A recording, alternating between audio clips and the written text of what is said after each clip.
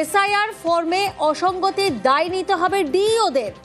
জেলা শাসক তথা ডিস্ট্রিক্ট ইলেকশন অফিসারদের সতর্কবার্তা কমিশনের। সোমরাজ আমাদের সঙ্গে রয়েছেন। সোমরাজ, কমিশনের তরফ থেকে ঠিক কি কি উল্লেখ করা হয়েছে, অর্থাৎ কি কি নির্দেশ দেওয়া হচ্ছে?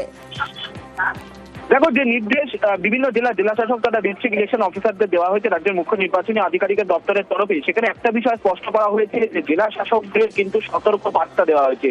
কেন সতর্ক বার্তা দেওয়া হয়েছে? যে এনামুরেশন ফর্মগুলি ফিল আপ হয়েছে সেগুলি ইতিমধ্যেই জাতীয় নির্বাচন কমিশনের তরফে যে স্পেশাল অবজারভারদের নিয়োগ করা হয়েছে তারা নমুনা সমীক্ষা করবেন। সেই নমুনা সমীক্ষার সময় যদি কোনো অসঙ্গতি ধরা পড়ে এনামুরেশন ফর্মগুলিতে, তাহলে তদারকির অভাব মনে করা হবে যে জেলা শাসক তথা ডিস্ট্রিক্ট ইলেকশন অফিসারদের রয়েছে।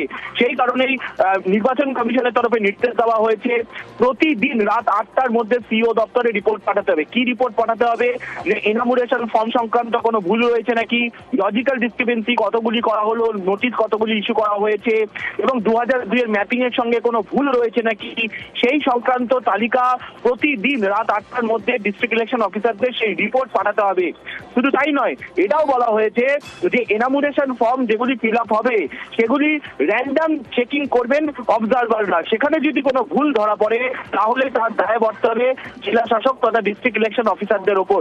অর্থাৎ একটা বিষয় স্পষ্ট করা হচ্ছে যে এবারে কিন্তু জেলা শাসকদের ওপরও চাপ বাড়বে এই এসআইআর কে কেন্দ্র করে, এবং নমুনা সমীক্ষার সময় যদি কোনো ভুল ধরা পড়ে তাহলে কিন্তু এবার শাস্তির মুখে পড়তে হতে পারে জেলা শাসক তথা ডিস্ট্রিক্ট ইলেকশন অফিসারদেরও। বেশ, ধন্যবাদ সোমরাজ।